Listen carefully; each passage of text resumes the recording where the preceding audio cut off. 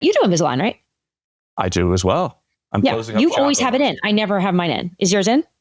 No, not right now. Yeah, I said it. Towards the end, I've really gotten pretty lenient with this. I know it's bad. They're like, can you journal and document your daily progress? I'm like, have you met me? I don't even have a calendar. Yeah, Captain's log. My Invisalign today was no.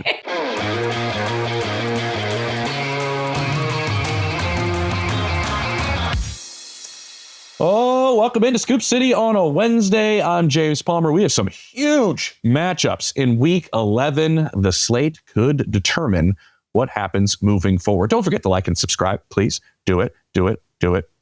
Thank you. We have the fallout from Brian Daboll today. That's going to be a big topic of discussion that Dianna Russini and I are going to go through. Now we're going to push that one forward. Maybe some candidates, what they're looking for, the search group, everything that entails going forward in New York with the Giants. And then Monday Night Football fallout, essentially. What's going on with the Packers? Whew. Matt LaFleur on the hot seat. Pump the brakes, but we'll talk about it. Also, what's going on with Philadelphia's offense? Still not where they want it to be, but they are winning football games. And then lastly, we're going to talk about some teams that really need to turn the page and turn really around what they've been doing in Week 11. Can they do it? We'll find out. Broncos offense might be one of those things as well with Bo Nix and company. I welcome in my good friend, my BFF, Dianna Russini, the Athletics senior NFL insider, joins me now. We're having some camera issues. I was looking a little jaundice earlier. We were talking about appendix. We were doing all sorts of things. You're talking about your spleen and playing with a pillow on your side. I don't think we're playing hurt today. I think we're doing pretty good. We're good. We're good to go. I woke up today thinking it was Thursday, but it's not. It's one of those weeks. I feel like time is just messing with me. Maybe it's the holiday stuff, all those conversations and the decorations up. I just don't know what day it is. I don't know where we are. All I know is we're close to getting there, where to me, the best part of the season begins, which is, of course, the playoffs. But until then, I feel like I'm still kind of struggling figuring out the real versus the fake, because I think we're going to get some answers soon on that. We're getting there. You mentioned the holiday season. I think, do the boys have a Home Alone Lego set? Did I see that in your Christmas story? How cool, right? Harry and Marv, let's go. It's the most detailed Lego I've ever seen. We saw it at a store, and I'm like, we need to get that because A, it's my favorite holiday movie, but B, what a cool decoration to have in our house. So it's the Lego version of Kevin's house from Home Alone. And even Marv has the iron burn on his face. Oh, so good. So a 4-year-old and a 3-year-old obviously can't do it. So Kevin is spending about an hour a night doing it, and we're coming along. So I'm going to show you. How about this? Maybe like when we're done, I'd love to show you guys a picture of it because it's really show me, because that house is outstanding. By the way, I wish I lived in the McAllister. They have a tree house too, and there's so many. Marv's van, like all of it. It's everything. Awesome. So. Another day we get closer to Christmas, I'll tell you how I tried to go from my bedroom to my treehouse a la Home Alone when I was 11. And I'll tell you if it worked or not. All right, let's move on to Brian Daboll and the New York Football Giants, Diana. The news happened when we were doing our show live on Monday, when he was relieved of his duties. Where can you push this? And I think we need to maybe push this forward in terms of where do the Giants go now? Mike Kafka is their interim head coach. He has already made a major decision saying that it's going to be Jameis Winston, that is Jaxson Dart's backup, but Jaxson Dart not healthy enough to play in this game with the concussion protocol, so it will be Jameis Winston. You oftentimes see an interim coach make a little bit of a move right away just to kind of go, hey guys, just so you know, I'm in charge, and if it was up to me, I would make this decision. Yeah, and look, he knows this offense very well, because how many times have we seen Brian Daboll and Mike Kafka go back and forth on this play calling? So he is really comfortable calling this offense, and I think we'll see some really good things. He has a lot of support in that building. He's got tons of support in the locker room. Mike Kafka is one of those coaches, even around the league, outside New York. He's really, really well respected, obviously going back to his days in Kansas City when he was coaching Patrick Mahomes. And that's really when we started to hear a lot about Mike. So here we are now. And look, there's been a lot of conversations about, all right, why did Brian Daboll get fired and not Joe Schoen? Like, to me, that became the story after the news broke. I almost felt like that was the story over the firing, because I don't think it was surprising that Brian Daboll was fired. And it was pretty clear that I think most around the league think he's a respectable offensive minded head coach, or excuse me, offensive mind and play caller, maybe the head coaching thing for him just isn't for him. Now, that being said, why is Joe Schoen still the general manager of the New York Giants? I've had some people point to the 2024 draft, where they were able to come away with some good players. A lot of starters came out of that draft. I've had some people share with me things that he's done internally in terms of staffing and managing, things that have nothing to do with the draft process and things that you think just typically an NFL GM does in terms of being, perhaps like the CEO of this company. He's really well liked by ownership. That has never been in question. I've observed it myself. I've had conversations with people in New York. Joe Schoen is very well liked. And I do think there's a belief that he can be part of this process for the future. I don't get the sense this is, let's see how Joe can GM over the next few weeks until we get until the new year. From my understanding, they want him to be part of this next process. Okay, let me ask you this. And I do know you're exactly right. A lot of the behind the scenes stuff, modernizing their entire draft process, kind of maybe pushing them forward technology wise in terms of how their scouting department operates. A lot of things they like behind the scenes that Joe has done. But I look at some past head coach openings. Let's go down to Jacksonville this past year. It was, what were you hearing on one perception of that job with Trent Baalke still in place, and the perception of the job after Trent Baalke was now that's apples to oranges, right? I didn't even think about that, James, because you're so right. Like going back to last year, nobody wanted the job with Trent Baalke there. Ben Johnson didn't even want an interview. It was like, get rid of that guy.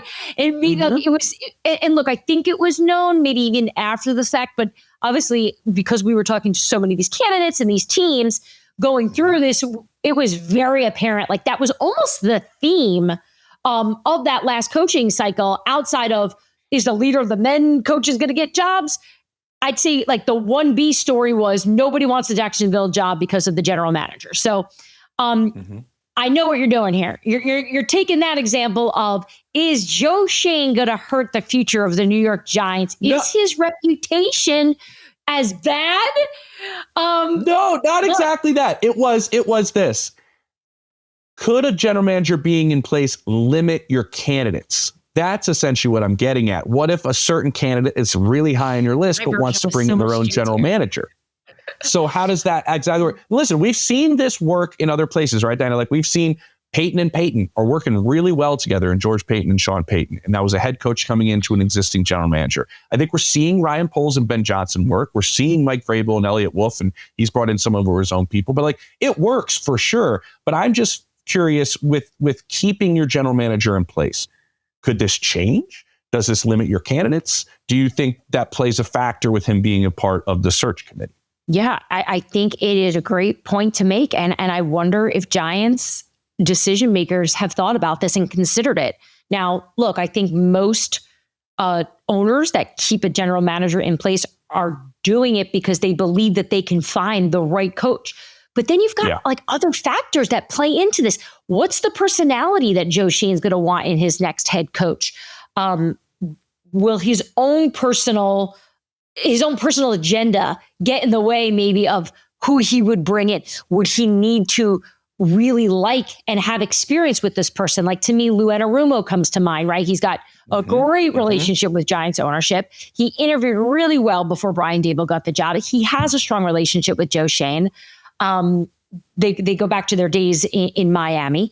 So it is a very good point to make, and something that's going to be, I think, a factor in who wants the job, which I think this is another good conversation to have. Is this an appealing job? Very, very appealing is how I would describe it. And it's because they've got a quarterback, they've got a great left tackle, they've got a good tight end, they've got a number one wide receiver, they've got a talented defense. They've got good ownership in turn. That's one thing from talking to Brian Daboll over the years. Marquee franchise. Yeah. Daboll was never hiding behind that. It did not matter how bad things were getting in terms of wins and losses. He always spoke so well of ownership. And that's not always the case. It seems obvious, right? Because it's your employer. But he never got into the weeds about things that he didn't like about them. He really respected them. So that being said, I think this is a job that even with Joe Schoen being part of this process, I still think there's going to be tons of coaches that want to work for the New York Giants.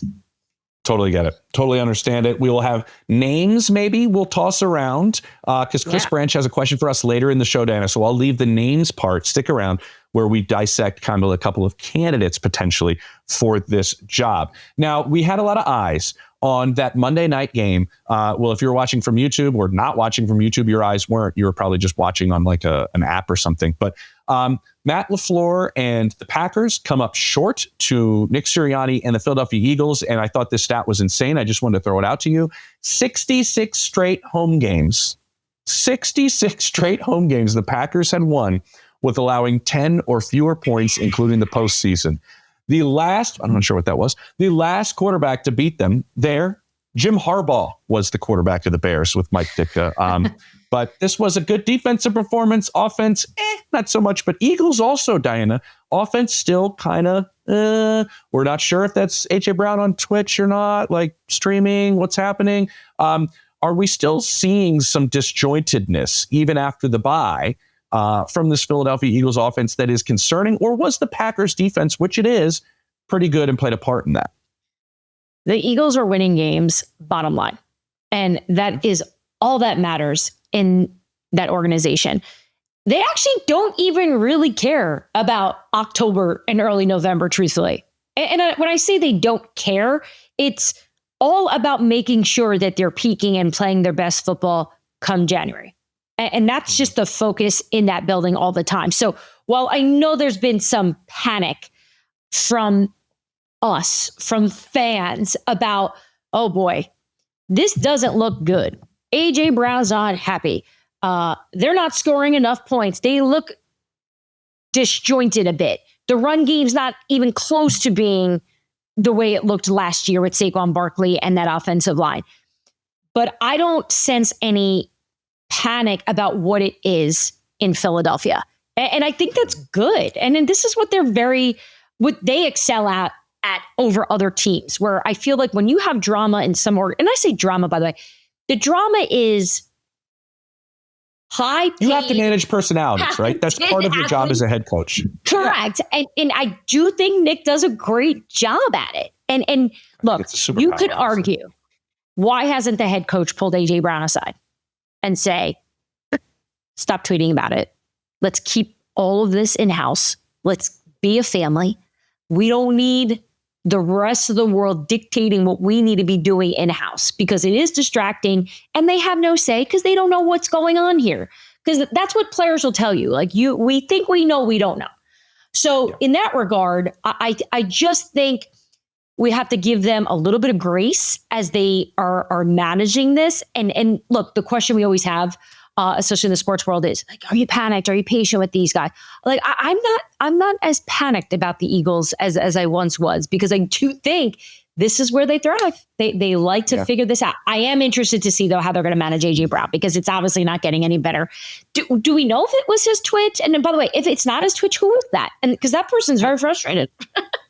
That person is very frustrated. Their family is okay, but they are not happy with what's going on, every single thing outside of their family. I don't know who that was. I'm not, listen, while we're taping this, it may come out. AJ may speak to the media after we tape this and say that was me. Yep. I was out there playing as the Philadelphia Eagles, but listen, we're just going to take it as we're not entirely sure yet, so we're not going to break it entirely down. I will agree with you, Dianna, saying this. Do the Eagles turn the football over?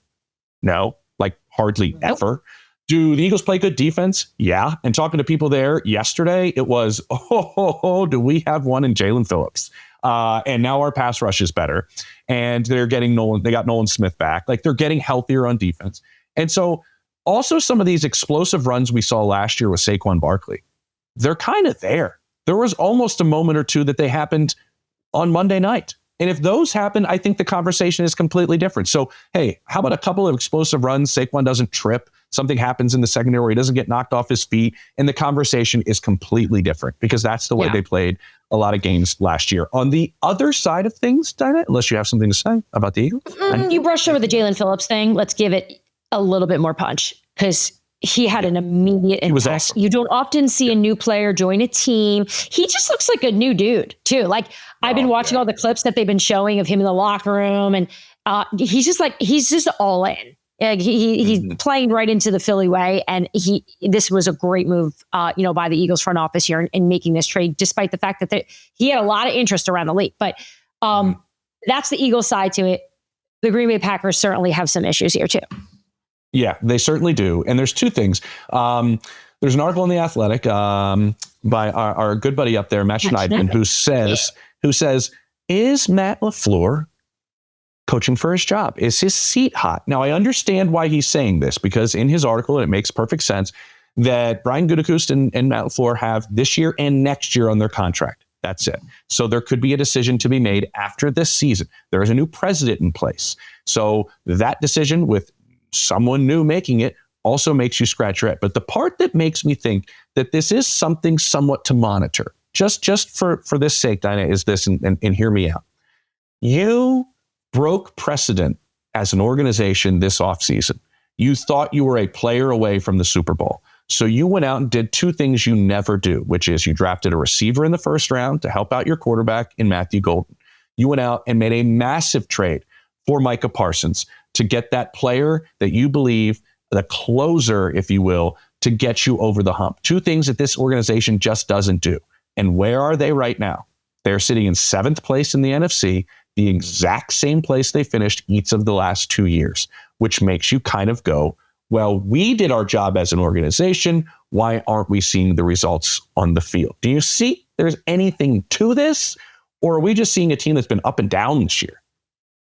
I think the argument you lay out is a real thing, for sure. I don't think that's just you making a good observation about essentially how this has lined up. And I think it's fair. And I think Matt Schneidman, our beat reporter, who does an excellent job covering them, outstanding, is really tapped into what's going on there, and I'm sure has had conversations with people around that organization in regard to how it's viewed. Now, that being said, I had a lot of conversations with people around the league on Tuesday about the future of Matt LaFleur, and it was really hard to find people who looked at it the way you just did, and we're instead looking at it as Matt LaFleur is a phenomenal coach. He's a winner. And I think he is one of those coaches who, we view a Mike Tomlin and now perhaps even a Kevin Stefanski, where, okay, well, if this organization doesn't think it could work with them, there will certainly be others that would hire Matt LaFleur in minutes. So look, sometimes we could do a whole show about this, right? Where sometimes coaches' time with one team just run out. Like, it's just not a fit. Obviously, the best example is always Andy Reid in Philadelphia. No matter how much success he had, he just couldn't get over that hump. And it's a good example because it shows that you can still succeed if you don't succeed in one place. And I'd even argue he had tons of success there. I just think 4 straight NFC Championship games. Yeah. I love the fact that the Green Bay Packers are evolving as an organization, but I still personally believe that Matt LaFleur is the right coach for them.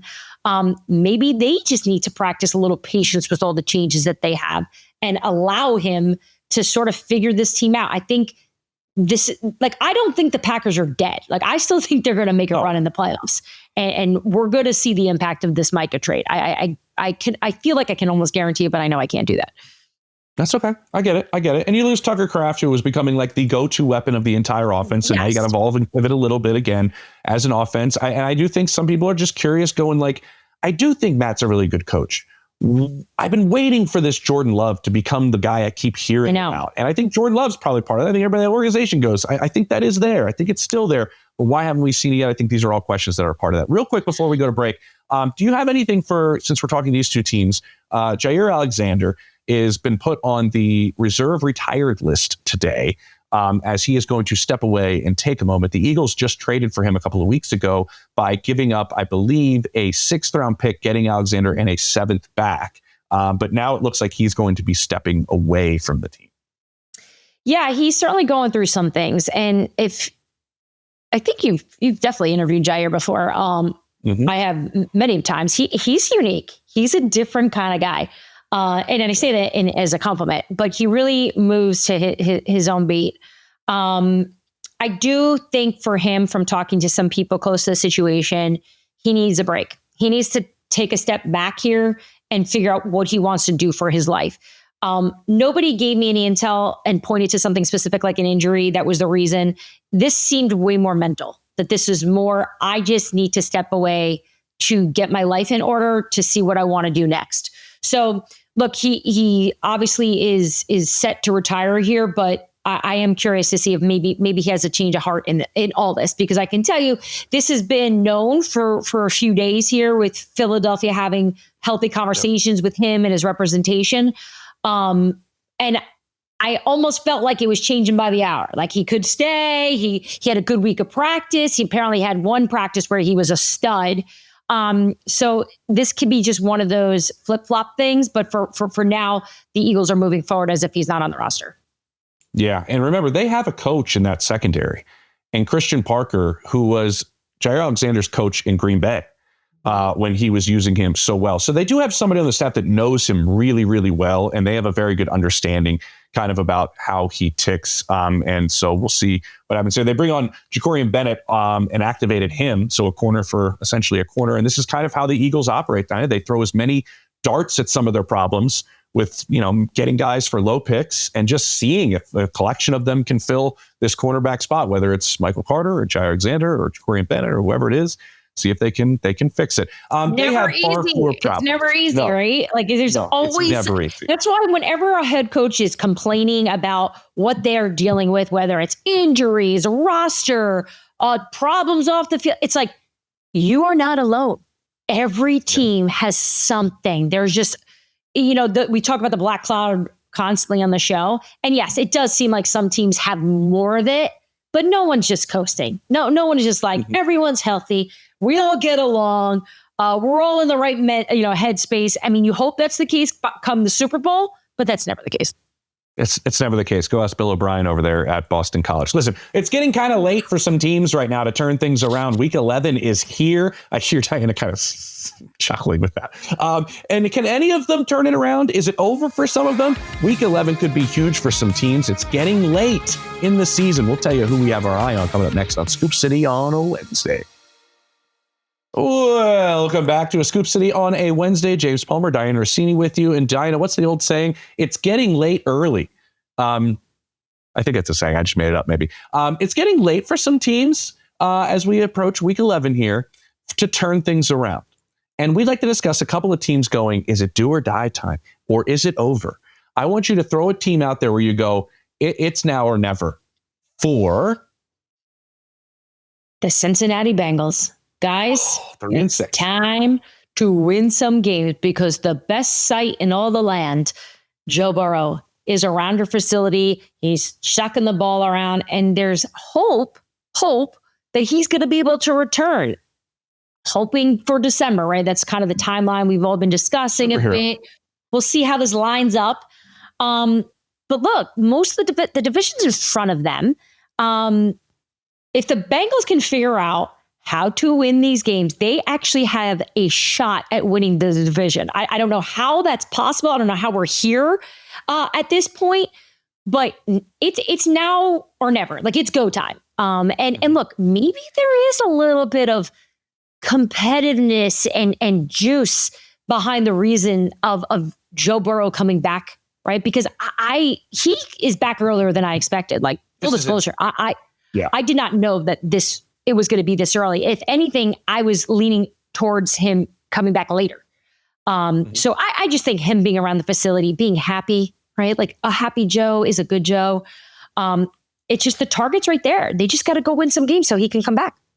God, if they would have just won these last two, that they totally should have won, Dianna, right? Like, we'd be really interested in what's happening with Joe Burrow coming back. But listen, Chase has already written them off. That happened on Monday's show. He said, say it, write it down. I wrote it down. He said their season's over. So we're not saying it, though. When he's not on the show, we can say that. He's annoyingly right sometimes, though. It bugs me. It's all right. I'm going to go with the Jacksonville Jaguars. They are in the postseason right now. They started 4-1. They are 5-4. They've lost 3 of their last 4. A crushing loss to Davis Mills and his neck and the Houston Texans by blowing that massive fourth quarter lead. This one, I want to see if they can hang on. It looks like the Texans are getting better, obviously with a bunch of issues on their offensive line, a new offensive play caller, but we know how good that defense is. They've been living by the turnovers as a defense. That's been a bit of an issue. This defense has allowed more than 20 points in 6 straight games, 30 or more points in 2 of their last 3. Like, they're kind of hanging on. Travis Hunter goes down now for the season, who was their big acquisition. And we had heard, Dianna, right during the draft and leading into this season, that James Gladstone, Liam Cohen were all kind of like, we're way more talented and a better football team than most teams think we are across the league. Now's the time for them to kind of prove that, to see if they're there, because the Colts are just running away with the division. We have the Chiefs, who are behind them in the playoffs, who we just all assume are going to make a jump ahead of them. It's getting late early here for the Jacksonville Jaguars. Do you have anybody else you'd like to discuss? Yeah, it's certainly go time for them. It's also go time for Bo Nix with the Denver Broncos, right? Okay. This is a team that's also winning, right? But they're not going to be able to do this every single game. They keep coming out of this as winners, figure out ways to win, whether it's the mistakes of their opponent, a little bit of luck, which is all good, and it happens. Yeah. But we have seen Bo Nix here in year 2 not making the progress that we expect the year 2 quarterbacks that we're seeing around the league make. Like, in the mix of those that are in, whether it's Caleb Williams or Drake May, even Jaden, I know the injuries, they are, to me, ahead of him, which I didn't think I'd be saying. I'd consider it a bit. I thought Bo would be in it. I thought he'd be with the pack. And he just looks behind. And it's now. He needs to turn the corner here. And this offense needs to start clicking if they want to really, make a playoff run and beat the Chiefs. Because this is the team that they believe they can beat. They were close to doing it last year. And yeah, right there. They talk about it. They talked about it with us in camp. So I expect a good performance from Bo, but this has to be the game where we go, okay, he's back. Or this is why Sean Payton believed in him so much. Because right now, I think a lot of people are questioning it. Yeah, tell me if I'm wrong. Just give me a yes or no answer on this. Okay, Willoughby's. Is Sunday at home against the Kansas City Chiefs the biggest game in a decade for the Denver Broncos? Now I got to pull up this damn schedule from the last few years. It feels it. I know why you're saying it. It feels that way. It's been so long since this team has been good.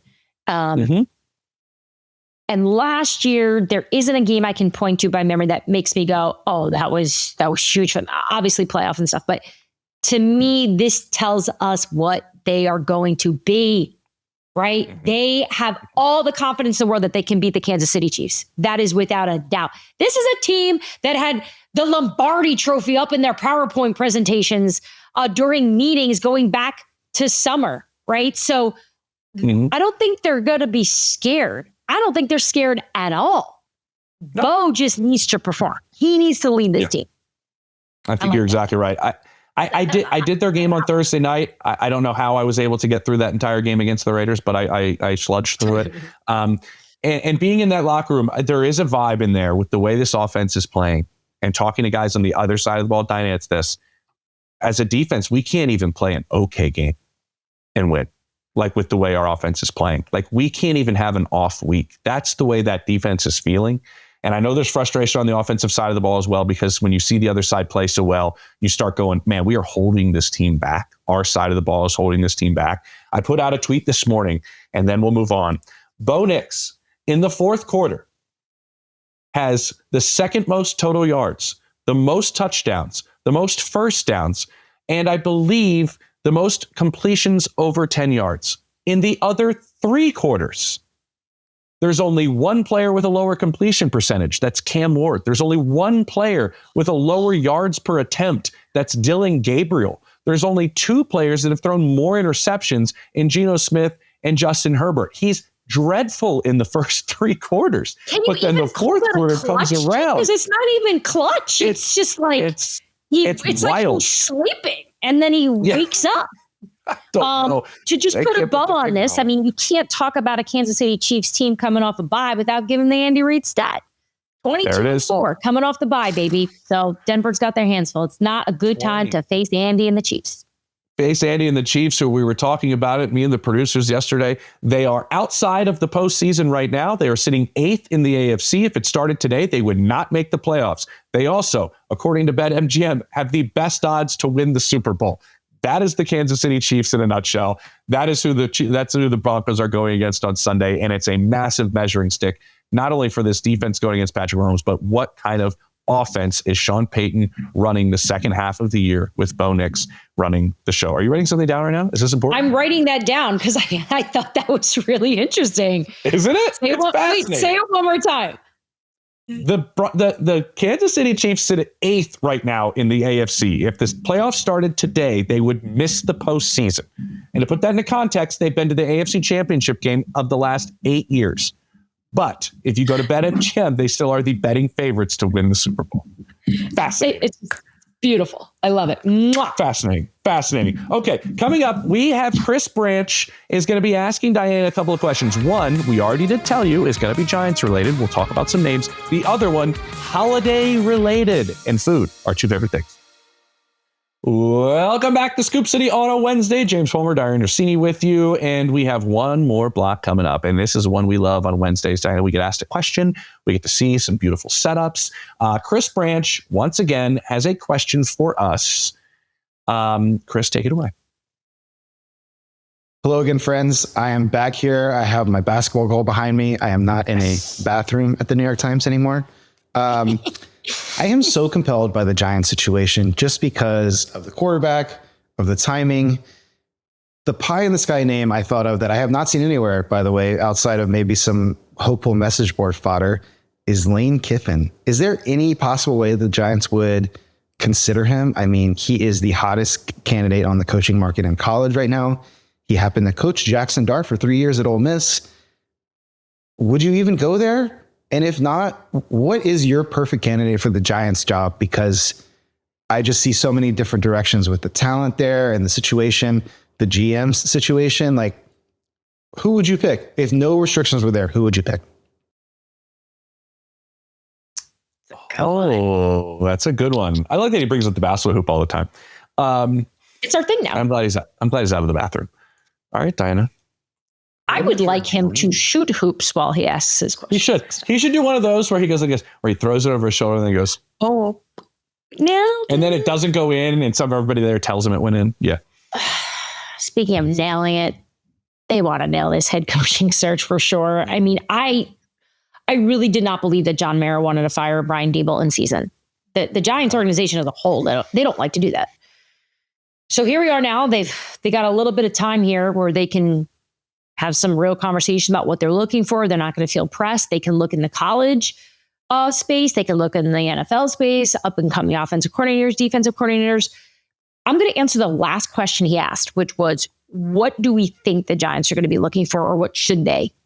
Okay. And I do think this is a very typical pattern in the league where when one thing doesn't work, you tend to go in the other direction the next year. So they obviously just did the offensive-minded coach, which I'm cool with. I get the Brian Daboll hire when they did it. In fact, there was some of Brian Daboll being the head coach of the Giants with Jaxson Dart that was also great for them.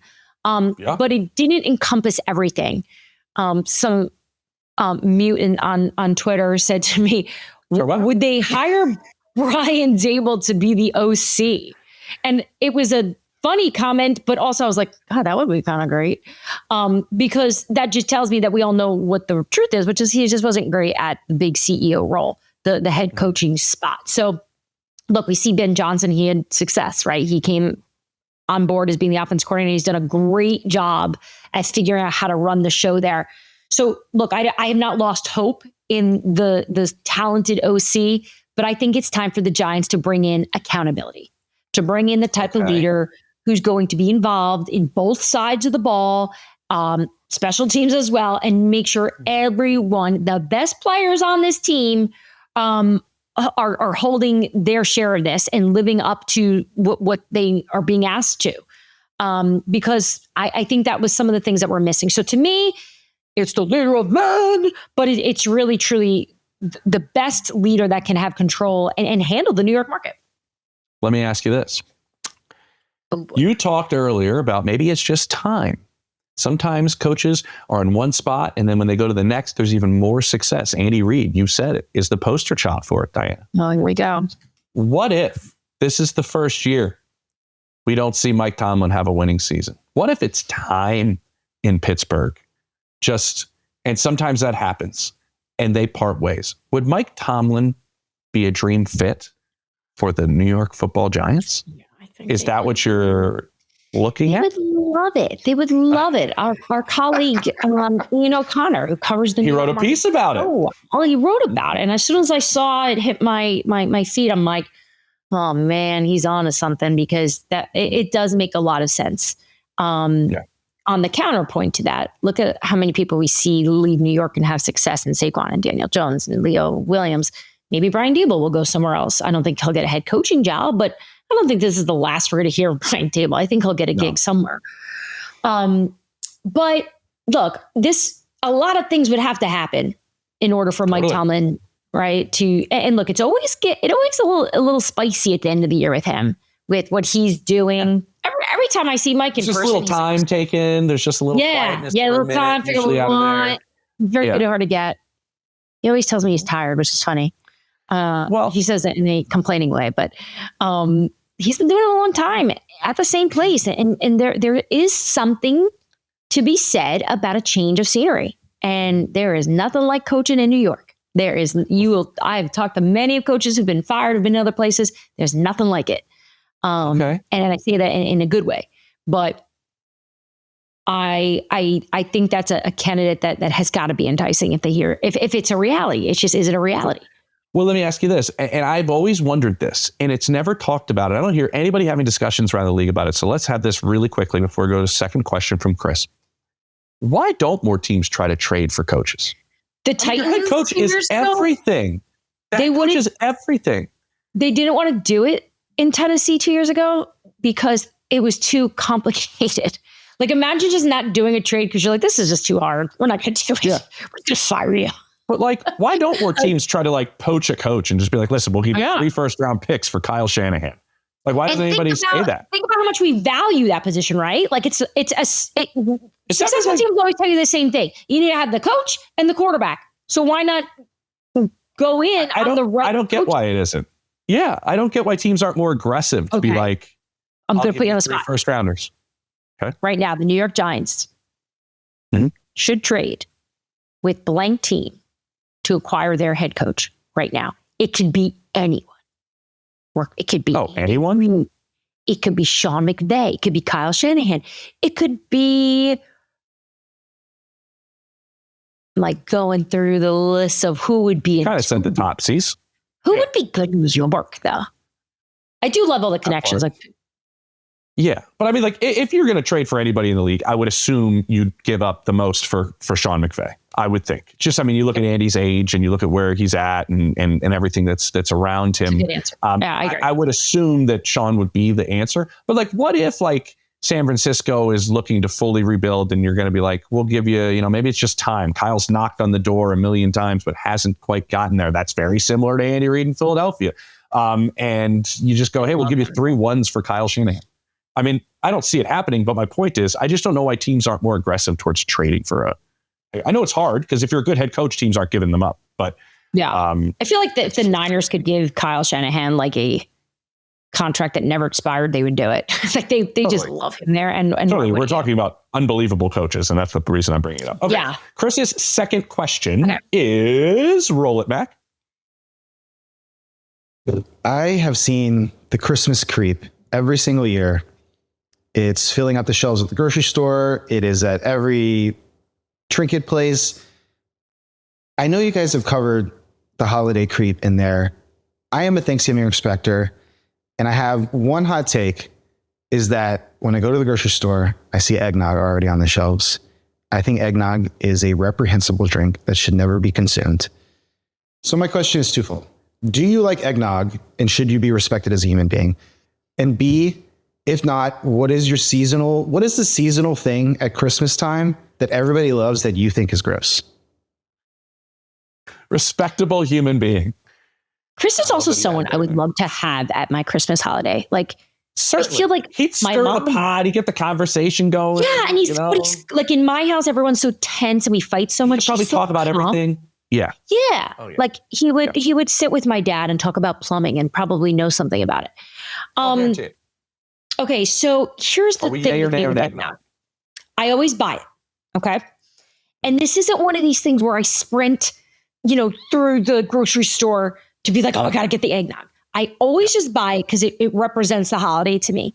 And when I do drink it, it's like a half a cup and I drink it like whiskey. Like I just sip it. But I like it. So I'm trying to think of a good comp to that in my life where it's something I don't want all the time, but I don't mind it. And the taste of it brings me holiday cheer. So that's probably why I drink it. But I'm definitely not going out to dinner going, yeah, I'll take a water and an eggnog. Yeah. Ew. Like you're not like, it's like not mid-January and Diana's like, you guys still have eggnog? You don't? Yeah. They do run out really quickly though. I've noticed like my grocery stores are out of it really fast because I think a lot of people like, what about you? I could see you as an eggnogger. Yeah. It's like, I want to get kind of drunk, but I also want some pancakes.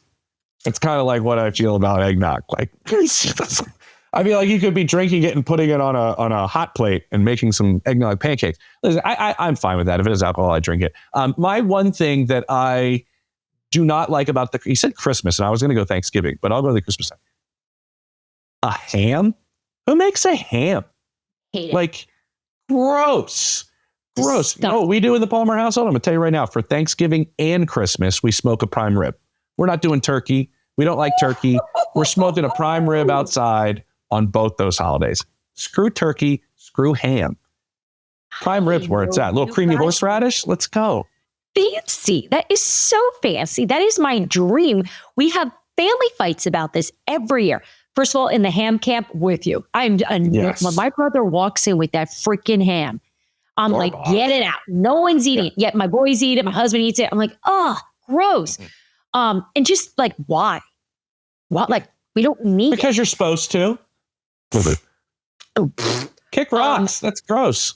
The prime rib started in my dad did it years ago. We stopped. It's expensive. Like, that. And it takes a good cook to really make a good prime rib. And so we've assigned my father-in-law to do it. And then we pretend that Kev does it to give him credit. But it definitely feels elite on Christmas so I can't believe you do it on Thanksgiving too. Like that's wild to me. That sounds like a great plan in our house. Do you like turkey? Again, it's like eggnog. It's like the main dish of Thanksgiving. Yet everybody I talk to is just like, it's all right. Like, we never eat it. Think about it. It can't be that good if we never eat it outside that day. Exactly. Like, it's not like pizza or a hamburger, things that we would want to eat monthly. Do you get a Thanksgiving plate in the middle of July at like some barbecue? No, but I'll get like a prime rib sandwich somewhere. Certainly. Sounds great. Wait, so do you host both holidays, by the way? We host Christmas. We go to my sister-in-law's house for Thanksgiving, but I bring a prime rib that I smoke at the house. Oh, God. And I bring you would be my favorite brother. Like, I'd be a good brother, I think. You bring the food to, like, no one in my family does. They just come and criticize my freaking food. Yeah, I can't have that. We had moose tacos last year for Thanksgiving because my brother-in-law shot a moose and we had moose tacos. How about that? That is different. We're here in the wilderness out here in Colorado. Yeah. We have so many deer that I could understand why you would want to, moose or meese. Moose? Moose. It's just moose. We've done this before. Mooses? Yeah. Moose. Yeah. Mooses. Because you hit a moose. I almost did.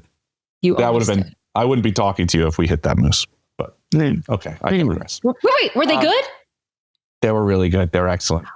Do you put regular things that you'd put on tacos on a moose taco? They're kind of just in the shell and you have the flavor of the natural meat, which is kind of like the main part. You don't really jazz them up like you're not putting a bunch on there. They're kind of solo. But he's also a butcher, so he took care of everything himself. So, dude, can I get traded to your family? Like everything that you are laying out is a dream. We love to have you. And then my wife's Hispanic, so we do tamales on Christmas as well. I hate my life. I want your life. Killer. Let's end the show on that note. I don't want your life. I don't want your life. Perfect. End right there. Thanks for watching Scoop City. Don't forget to like, subscribe, and feel free to leave a comment. New episodes of Scoop City drop every Monday, Wednesday, and Thursday.